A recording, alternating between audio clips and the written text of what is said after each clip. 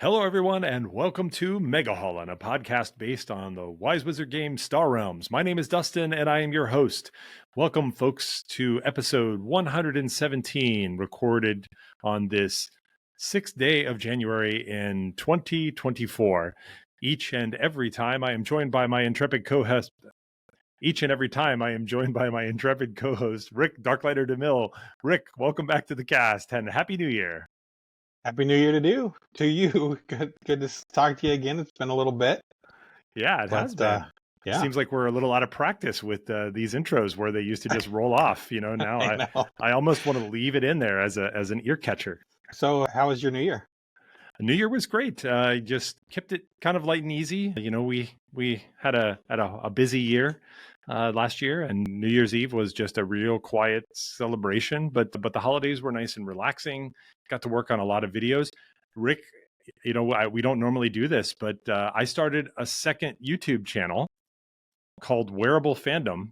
You always have, at least in the last few episodes, talked about these cool shirts that I'm wearing. And I wanted to actually do some content around the shirts and do kind of reviews of them. So I started that up. I guess I didn't even tell you about this in the pre-show, so it just kind of popped to my mind. Sure. But yeah, so I'm doing that and trying to keep healthy and getting a lot of games in, getting a lot of Marvel Snap in, and of course a lot of Star Realms. Yep. How about you? My New Year was pretty low key as well. So low key's good for me. I'm playing some Star Realms. Always still playing Star Realms. Not as many ranked, but still heavily involved in the fan leagues. I also have been playing Marvel Snap. I enjoy that game as well. Play Hero Realms still. Those are probably my three. As far as non-productive time, those are the three things. Well. One of the last times we talked, there was still some hope that one of our teams might make a going concern in the MLB playoffs between the Cubs and the Giants, and that was not to be, unfortunately. Sorry about that. You were in better position than the Giants were. It was like 95% at one point that they were in the playoffs. And that last week, yeah, still snatch sore. Defeat from the jaws of victory, they say. Oh man, that was rough. And then, of course, we've got new reasons to not love the LA team because of their acquisition of maybe the best player in the last 25 years. I don't know if that's an overstatement or an understatement. Some people are saying best player ever, so. Well, I don't think it's an understatement. And I think it's Corey Bear. I hope I'm getting that right. Is a big Dodgers fan, so whatever, Corey Bear, whatever. Well, I want to buy Corey Bear and any other Dodgers fans. My team spent the most shirt ever. See how it goes. If there's one sport that doesn't always work out, it's baseball. As far as 100%, and that's part of my hope. You know, one thing, I'll put you on the spot here. I don't know how you felt about the whole situation with the Astros, aka the Cheatstros, but what if we get down to another situation where we've got the Astros and the Dodgers in the World Series? What will you be rooting for? Earthquake? No, you know, I actually grew up an Astros fan. Oh. I lived in Texas until I was 8. That like the first Major League Baseball games were in the Astrodome that I attended. So I still have a soft spot for the Astros. They did cheat, and I didn't like that. But I would easily root for them over the Dodgers. Well, let's talk just a little bit about the future of the cast here. So we're coming up. It's 2024, Rick, and in October of this year, Megahaulin will be celebrating its 10th year. And that's not the only anniversary that we've got as well. It's not. The Facebook community, I don't know the exact month, but it's sometime this year it's hitting 10 years as well. The Star Realms Facebook community. That's unbelievable. I mean, not only to last that long. I mean, I guess you could put up a web page and neglect it, and you could make a claim, hey, we are 10 years old, but it's still robust. It's still full of people who are interested in the game, talking about it. And we'll talk about a few of the really interesting moments and some of the feedback that's been going on in there recently. But what do you think about this? I mean, is there any other game that you're connected with that's got this kind of history, at least in terms of community? No. Not me. It's been a great community. I just was looking at, it's at 4.9 thousand. So we could hit 5K in the 10th year members. I mean, obviously not all of them are active, but there's quite a few active. And even this year, you see people posting for the first time in the community, which is great. It's a great community to be a part of. It's very positive. We've talked about it before, but it's very positive. People are kind to each other for the most part. For almost always, there's hardly ever issues. Hmm. And so, yeah, I don't see it stopping anytime soon. I agree 100%. And certainly we'll look to try to celebrate some of that as we get on to the actual milestones and anniversaries so that we can draw attention to them. In terms of this podcast, we're going to make an effort here to move into a bi-weekly schedule. I know that life's very busy around the DeMille household. It's fairly busy on my end as well with a decent amount of travel. We both feel like there's still plenty to talk about when it comes to Star Realms, the community, what's going on. And so we want to make that commitment. We're also going to be looking to post the videos of our recordings on YouTube. Most people don't know. I guess a few people know, but there is youtube.com/Megahaulin is the actual YouTube page. There's several hundred subscribers on there, and we don't post there super often, but we record video every time, or almost every time. I think we're recording video right now. I hope we are. That'll be very disappointing. It'll just have to be our voices. But either way, the workflow to try to publish things up to YouTube is pretty straightforward. So we're going to be putting this out on YouTube as well. So if you're the kind of person who prefers YouTube, maybe I'll even put this through and generate some short clips of some of the highlights. We'll find some cool moments and we'll put those out there and kind of promote them. So look for more content in Megahaulin. And of course, our strategy blog, megahaulin.com, we're working on a few new updates. We've got some new strategy articles that are in the bag. I was thankful, Rick, that we were able to finish the last of the Commander series last year. Yes. It was a long time coming to get those written, but we did it. So thanks to all the authors who contributed their valuable knowledge. It'd be interesting to go back and look at the beginning and try to see how people feel about the Commanders, especially given some of the new expansions. So maybe we'll talk to some of those folks. Look for, though, a lot of new content. And of course, Rick, we were just talking about the card tier app. I don't want to put you on the spot for when we might get that done, but it seems like that might be a project for us in 2024 to bring that up to date and give people our opinions on what those are. Yeah. I'm at least one expansion behind, and I've been thinking about that. So I think in the next few weeks, I should have time to get us caught up on the card tier list. And I think I need to change some rankings of some cards. Really? Yes. So we'll maybe in a future cast, the next one or the one after, we can talk about it. But there's some card, a lot of these card tier lists I created. I had played with them. It's not like I didn't, because I was beta testing, so I had played with the cards a decent amount when I created these lists. But still, after you get another 1,000 games in with using these cards, you might change your opinion. And I have on a few cards, not a lot. I think for the most part, it's pretty good. But in particular, some of the tech cards, I think I overrated those. But there's some other cards as well that I think I over or underrated. And so as I add the the new expansions, I'm also going to go through and kind of update some of the existing rankings as well. So, and there, if you use the app, which there's a link to it in the blog post.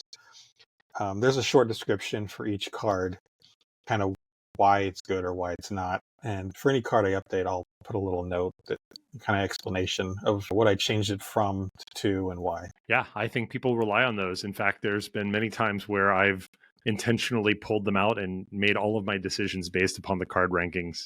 So I hope it worked out. It worked out better than average. I would say it worked out better than average. The tricky part always comes down to the tie breaks. When two top ranked cards are on the trade row, and now I have to decide, and it's my first buy, and I'm going first, and I've got enough to buy either one of them. Those are the tougher decisions. It's like then at that point I have to use my experience alone to figure it out. Yeah. I just checked. I'm two expansions behind. I think I'm missing Requisition and the new hero set. So I'll get those in. Soon. Excellent. So everyone can look for more content from Megahaulin in our 10th year. Oh my goodness! This year we'll make an effort to be more available and releasing more content. So hopefully people will be excited about that. Now, let's also talk just a little bit. I think the last episode that we posted was at the end of August, so October, November, December, 3 months. We went a full quarter without any new content. Very busy time of the year, anyways, and usually our publishing schedule lightens up around that time. But a lot happened, and we didn't get to cover it. And I think, Rick, we recognize that things are always moving forward, and so we should keep moving forward as well. So we're gonna pick up from here. There are a few things around Digital Star Realms in terms of the leagues and competitive stuff that we're going to talk about and close out on. But we'll be starting fresh and declaring bankruptcy on the historical stuff. It's like for a new year, right? New Year's resolution. Yeah. Exactly. Whatever happened last year, we're starting, it's all good. Now, if you are really of the opinion, let's say that you won a Legend series and you really wanted to be interviewed on this podcast and you thought that this was just sort of the natural right, given that so many previous Legend have been interviewed, well, drop us a line. You can reach out to us on Facebook. We're facebook.com/Megahaulin. You can send us an email, megahaulin@gmail.com. You can also find our strategy blog again, megahaulin.com. Drop us a line and let us know what you guys would like to see more of. How can we make the cast more helpful to you and your gameplay? If you're a brand new player, let us know. We've talked often about bringing new tips in, but it hasn't really been clear whether or not those have landed well or resonated. So this is a test for Echo, friends. You're listening to this. Corey Bear, we know you are, and others. Mom, hi, Mom. Rick, say hi to your mom. Hello, Mom. We know at least 3 people, our mothers and Corey Bear, are listening to this podcast. Let us know how the cast can be more helpful for you in 2024, and that will help us and guide us, and it also kind of helps keep the motivation of producing content. Now, let's talk a little bit more about a few of the key questions, some of the fun stuff that happened. It's a long-held discussion, a topic here, Rick, the lifetime rankings in Star Realms. And achieving the lifetime rank of 1 is an extremely difficult task. It's not one that I, the Mystic, am up to at all. I think I am way down in 47. I think that's where I've kind of like deposited, and I haven't seemed to move. But you've been at the top, Rick, and you've been up there, and a lot has changed over the last year. Yeah. Do you want to introduce some of the changes that we've observed in the lifetime leaderboard? Yeah, there is. I apologize. I don't know when this happened, but it's in the last few months, I think. Toyman became the number 1 ranked player lifetime in the app. Bright Wow. Stupid was number 1 for a long time. I was number 2 to him for a long time. I'm down to number 8 a lifetime, which is fine. I'm totally fine with this. It just shows that things are moving, things are active. But Toyman and Ionizer 73, Henshi, Corey Bear, Spockrock, Silent Owl have all passed me up. So they're in the top 10. And then the last 2 in the top 10 are Kolak and Minchi. And then, do you remember how exciting it was when Domala was the first one to level 100? I do remember that. Now there are 28 players that are level 100 or above. That's so crazy. It is crazy. So Toyman is level 137. So it's going to be a while to 200. But Man, I think someone's going to get there. I don't know. I don't see it stopping. Who knows? it's a really big challenge. Making any level, once you get up into the mid double digits, even the 50s or the triple digits, you've got to win 100x more than you lose. And even the best players who are at 60%, you can still figure out that they're playing an additional 40% of games there. So in their best case, if they sustain that win rate over 100 games, what they need to play, my math might be a little off here, but is that right? 140 games to win 100, roughly? Yeah, I think so. So they're going to lose 40 games, but win 100, and then they're going to go up by, that level, right? So that's not only is it hard to sustain that win rate, because it also groups you and matches you against people of approximate level when it can find you. So you should be playing against people in your area who are also just as good. but you've also got to play all those 40 games that are pretty much guaranteed losers. So to get to 137 is big ups. Do we know Toyman though? That's still a relatively new name for somebody to be on the lifetime leaderboard. I don't know Toyman. Who is Kaiser Soza? I mean, who is Toyman? Who knows? Maybe I think there was someone named M&J Ver. Yeah. I think they played a straight vanilla. No, Emiliano. I think it was Emiliano, maybe. I could be wrong. Someone was in the top 100, and they just play vanilla. They've been playing vanilla for tens of thousands of games, to get to level 100. Crazy.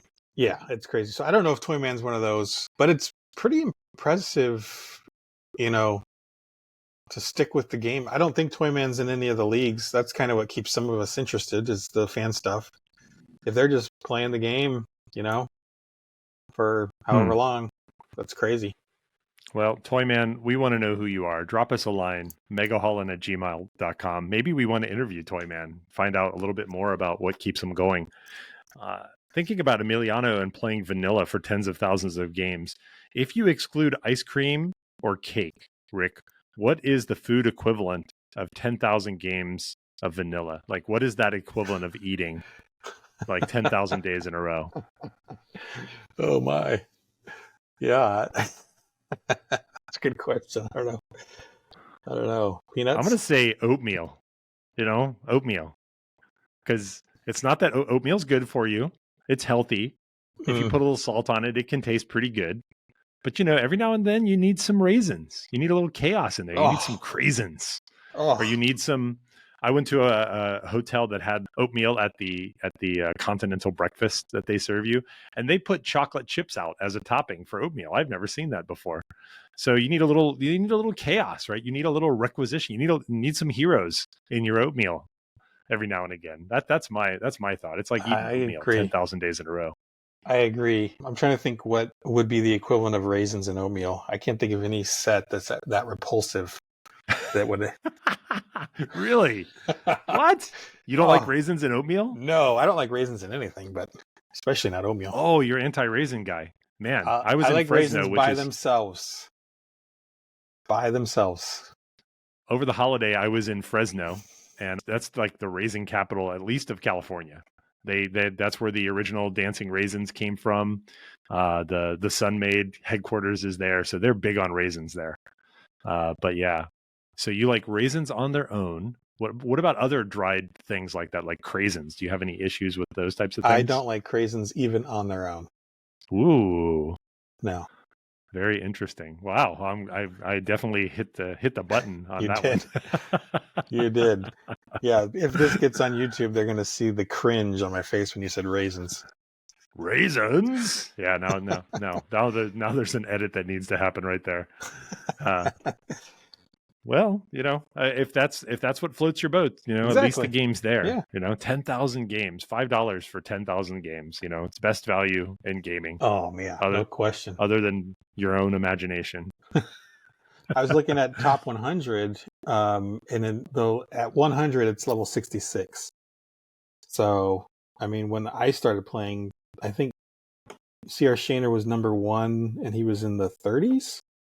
Yeah. Or 40s. Yeah. Shaner was the first one to get to 50s because we covered that on the cast. We thought that was a huge milestone. We're like, wow. And that was, we were only dreaming of people making it to 100. Will anyone make it to 100? Yes, a lot. There were a couple other questions that got posed. We pick up on some of the stuff that gets said in the fan-created Facebook community, which is where a lot of folks are. This is an interesting one because one of the questions was asking about Arc, Brain World, or Nanobot Swarm. I don't want us to give the answer. It depends. We already know it depends. So let's try to move past that, right? And just in a vacuum, between Arc, Brain World, or Nanobot Swarm, what are you taking? In a vacuum, I would say Arc. In a vacuum, you're taking Arc. Arc. Brain World is close. Nanobot is not close. Yeah. There's obviously, like you said, it depends. There's situations when Nanobot is best, but that's pretty rare, I think, over the other two. The bigger Yeah. question is where situations can really come into play is Brain World versus Arc. But if you were to average all the situations and say, on average, which one's better, I think on average it's going to be Arc. Yeah, I think you might be right there. I'm going to take the contrarian thing. I think we agree Nanobot Swarm is in third place here for sure. There are fewer situations where the Nanobot Swarm is going to make sense. Outside of the gravitational power of the brain world to just be moved through cards to the bottom of your deck on the shuffle, it does absorb that damage. It does absorb that 6 damage. And that's not something that the Arc can provide for you. So Arc could get your life gain cards to play more frequently, which could have the same kind of effect. I do think you're right, but just to be contrarian, I'm going to say Brain World over Arc because of the damage that it prevents, in addition to, the scrap and draw. And not to get into the it depends stuff, but that's what you said is why I think Brain World in the early game might have the edge, because the defense, it depends on the format and whether using gambits and things like this, but if your Brain World has the potential to stay out multiple turns in a row, then it flips to where Brain World's better than Arc, I think, because then you get that double scrap 2 or 3 turns in a row. That's game over almost. But the damage of Arc it's cheaper, so your opponent will have a harder time buying Brain World than Arc. And the fact that you can scrap it to kill a base in the end game, I think Arc has the edge on average. It's interesting. I think you persuade me on the basis of cost. I think that I might be moved there, right? It's a huge factor. The idea that you're gonna, buy that space station, just thinking in a vanilla game, buy that space station, and then you're just gonna shuffle your deck on the first turn that you're gonna get 8 and buy it. That's a pretty low probability. But getting 7 is a lot easier, a lot more predictable. Like getting 7 trade to buy an Arc is a lot more predictable. So you're going to be able to get the Arc more frequently, and then it's going to do what it does. It's just disappointing when you get down to the end and you've got nothing to scrap to draw. That's the bummer often, because at least with the base, you can activate the base when you want. Sometimes you get into a place where you just can't do a whole lot, and you've got to put junk into your deck to kind of create conditions to use the effects. But yeah, I think you persuaded me. 1, 2, 3, Arc, Brain World, Nanobot Swarm. And let's be honest, I'm not going to diss on the Nanobot Swarm too badly here, but it's not really at 3 on a list of 3 things. Let's put it at like 3.5. I would say it's 3.5. Like, it's not a legitimate 3. Nanobot Swarm has lost me more games and cost me more headaches. Maybe it's because I don't play it correctly. I'm completely willing to cop to that as well. But Nanobot's burned me more times than it saved me, I guess. Whereas Brain World and Arc have done their jobs correctly. Nanobot's a good card. It's a really good card. But yeah, it doesn't belong in the same category. I mean, the person who posted this question didn't even bring up Nanobot. we kind of added it in there, but they just said Arc or Brain World. For Marauder Mo, I'm still waiting for the Fleet HQ redemption, and maybe one day we'll have it. But that's just an inside joke here. When you yoke them, Fleet HQ is great. Well, yeah, in the right situations, every card is great. That's true. That's true.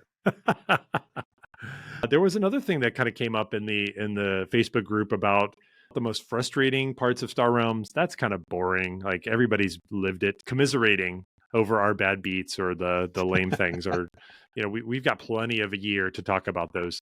But there was an opposite question. What are the most exciting parts about Star Realms? And you actually posed this in the group, so I think it's actually worthy of kind of a discussion here. So for you, what do you think, Rick? What are the most exciting parts of Star Realms for you?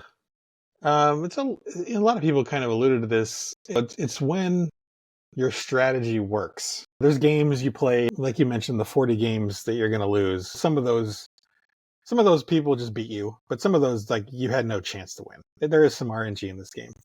There's been lots of debates on how much, and it's not as much as I think some people have said, but there is RNG. So there's some games you're just not going to win. But there are games when you have a plan and it works, and that's the most exciting to me. You have a plan, your approach to a game, and you're losing. This is the one I posted. Like, you're losing in differential. Like, they get you down to single digits, and they're still at 50, but you still feel good.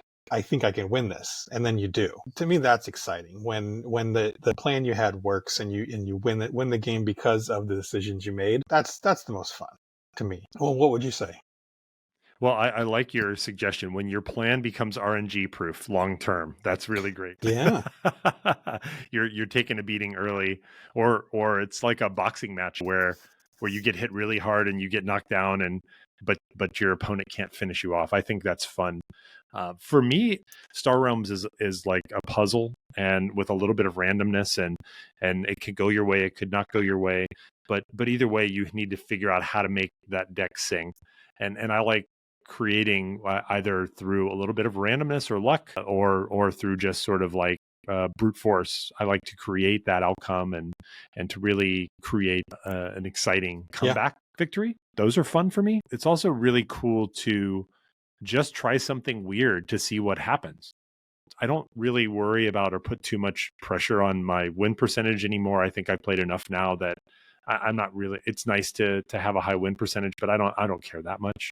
Mhm. And what I do want to do is be entertained by novelty and by interesting things. What if I did try this? What if I did buy that Fleet HQ instead of the Brain World when I had the option to buy both on the same turn? And what if that worked out? It's not just about cutthroat winning. For me, it's about trying these puzzle pieces together in interesting ways and seeing what melodies they come up with. Yeah, that is fun. We've talked about it before. It is Star Realms is like a puzzle sometimes, which is interesting. I guess I'm still finding situations that are new Right. in this game. So some of the other things people posted, another common response people said was just like the big turns, the big swings. When you've got, like, for example, tons of blob and they all come together. Blob, you could potentially, if you get it right, you can draw your whole deck. You can draw your whole deck when with the blob fighters and blob worlds. So big swing turns like that are really fun in Star Realms. Those are exciting. I like the comment that someone made. It was a game they lost, but it was kind of back and forth. Big hits going both ways. And I've found that. I've found some games. No one likes to lose to RNG, but I've lost. There's been games I've lost, but I was like, that was fun. I felt like I was playing well. I was making good decisions. So were they. We both had really good decks, and it was just back and forth. And some games you lose, and I'm okay with it because it was just fun. One person said the most exciting thing of Star Realms is top decking.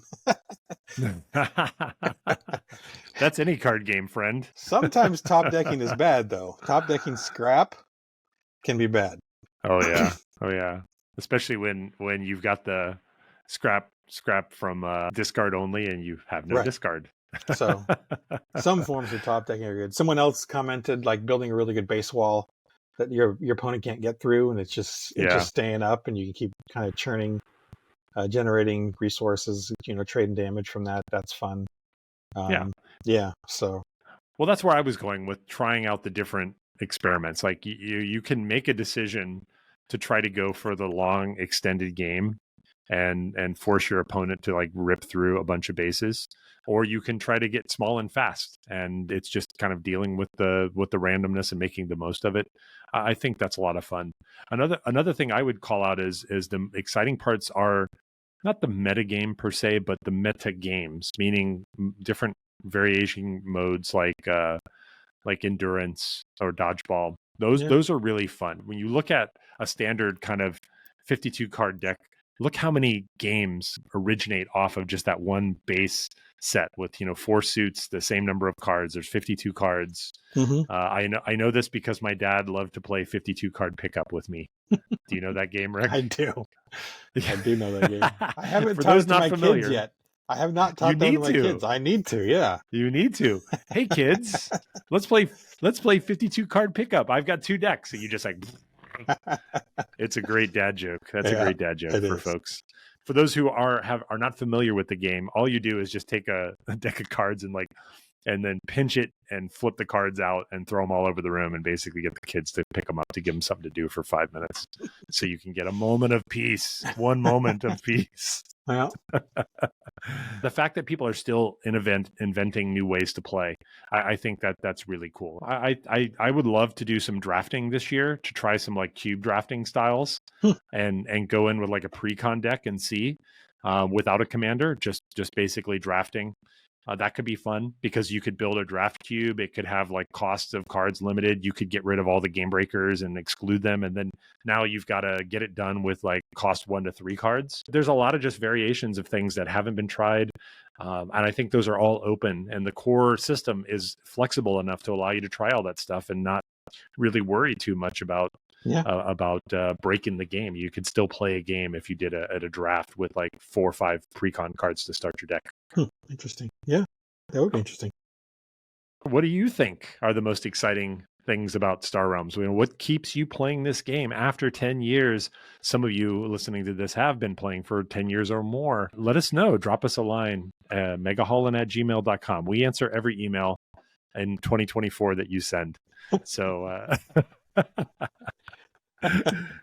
what happens now is people hit resend on emails that may have been slipped past the goalie and did not get responded to. We're coming up to the end of this first one. We don't want to burn it all out in just one episode, but I know there were still some competitive results that you wanted to get across. So what's going on in the world of Star Realms competitive online games? Yeah, so we have a few results. Endurance Challenge number 33 since our last cast finished up. And Sebus Ripper, congratulations, took that one down. He beat me in the finals. I got to the finals. That's my best finish in a endurance league. But Sebus dominated that one. Well done. So Dion Lunsford is running 2 leagues. One is called the War World Battle Circuit, which is a commanders only league. And then the LLTS, I forgot what that stands for. That is, each event is only base sets. So it's either vanilla, Colony Wars, or Frontiers, or combinations. Anyway, so there's quite a few of those. That's probably the most active. Those are probably the most active leagues right now, other than Board Game Geek. So I've got a few results from his league. So War World Battle Circuit, we had events 5 through 8 finish since our last cast. So quickly, number 5, and Alderaan is dominating this Commanders League. So event 5, Alderaan as Yoakum won over Cisco Alvarez as Yoakum. Event number 6 was you could not be Yoakum, McCready, or Newberg. And Alderaan as Lee won that one over Bork and Beans as Walsh. Number 7 was blue-only commanders. So that'd be Nandy, Newberg, Vulcan, I believe. Mm-hmm. And Alderaan as Vulcan won over Ralinpa as Newberg. Wow. So 3 in a row for Alderaan. Wow. Event number 8 was a no Yoakum commanders event. And Penguin Army as Newberg won over Yarboa as Newberg. And then if you go to Dion's core set or base set league, we finished up season 1. But so we had event number 6, Agent Seto won over Mithrophon. Event number 7, Dwiel, Dwiel, I hope I said that right, Dwiel over Belush. And then we had the season 1 championship. Top 32 players of season 1 qualified. And it came down to Agent Seto versus yours truly in the finals of the season 1 championship. And Agent Seto won. He did a fantastic job. We had quite the battle, but he did come out victorious. So congrats to Agent Seto for winning season 1 championship of that league. I think on the Facebook group, he posted a picture, or Dion posted a picture of him with his trophy that he got. It's quite the trophy. It looks like Smog with his collection of all those trophies. Yeah. What's up, Agent Smog? Finally, I think the only other thing is Board Game Geek League. So we had 2 seasons wrap. So season 69 and 70, and 71 has just started. But so for season 69, I'll just run through the winners real quick. So Platinum, JP Runs Funny, won with a pretty impressive record of 24-6 in a Wow. platinum league. That's pretty good. It's an That's 80% rough. win rate. So yeah, that's pretty good. That's Superfly Snuka off the top of the cage, Yeah. dropping the elbow. Good job, JP. Yeah. Oh my gosh, that's hard. So in the 3 gold divisions, we had Poop Face 1-1, No, congratulations, Kincaid Poop 1-1, Face. and Silent Al 1-1. And then silver, we had Penguin Army, we had Scrooge, Slavic, and Snug Giraffe as the winners of the gold divisions, or sorry, silver divisions. I apologize, I'm not going to run through all the bronze ones. I'm going to jump to season 70 real quick. So in platinum, Alderin, another victory into his belt. He won platinum in season 70. In the gold divisions, we had the Dim Lord, we had Agent Seto, and Corey Bear as the winners of gold. And then in the 4 silver divisions, we had West Daddy UTD, Birdlaw, and there's a 3-way tie. Birdlaw, Ken Fusion, and Yarboa all tied in their silver division. Cisco Alvarez won his, and then VQ won hers. Wow. In silver. So of Twitch fame, VQ of Twitch fame. Yes. Actually, it's worth mentioning. It's a new year. The Star Realms Twitchers. There's Thursday night is kind of Star Realms night, right? We have VQ streaming, and then Dusto follows her up same night. I think it's like 8 Eastern, 10 Eastern. Mm-hmm. And so if you want to watch some people play on Twitch, see what they do, learn some strategy, that's a good way to do it, is watch someone play and talk through their turns. So check them out on Thursday. Darwin streams on Saturdays. 10 a.m. Eastern. Darwin, one of the designers of the game, Yeah. You can play against him and achieve ultimate internet fame by beating Darwin. And I think you can find Darwin on the Wise Wizard Twitch channel. The other 2 have their own channels. They post on the Facebook group each week when they're going to stream. But great opportunities to kind of learn some strategy and get some tips by watching that. That's probably one of the best ways to learn, is to watch someone play and talk through their turns. So yes, and they are all of them, Dusto, VQ, Darwin, very communicative about what decision they're making, why. Mm-hmm. They know they were getting stream sniped in some cases, but it's fine because it's really about learning and about growing the game. So kudos to them for keeping it going and keeping more options for content out there. Mm-hmm. All right, Rick. Well, I think that's just about going to do it for episode 117 here in our 10th year of Megahaulin. We're very excited to be back in a brand new year and hope your holidays and new year went extremely, extremely well. I want to make a call out for strategy blog posts. If you've got an idea for a insight that you have, a strategy, or just something fun, it doesn't have to be crunchy. People look at the blog and they think everything has to be hilarious. I tried to do a little bit of cartoons last year to lighten it up a little bit. It doesn't matter. If you've got some contribution that you think is fun for the community, drop us an email, megahaulin@gmail.com. If you want to learn more about the strategy that has been written in the past, you can check that out at megahaulin@gmail.com. We're also on Facebook at facebook.com/megahaulin. And of course, as we've been talking about this whole cast, there's a huge, almost 5,000 strong count of players of Star Realms as a game over at a fan-created Star Realms Facebook page. Get in there, join in. There's lots of resources and people who are happy to talk to you about all things Star Realms. Hope that gives people a lot of connection points to get involved and participate into the community. Any last thoughts to share with the audience, Rick? No, just go buy some arcs, everybody. Get out there and buy some arcs. Friends, buy some arcs. Buy some arcs, friends. All right.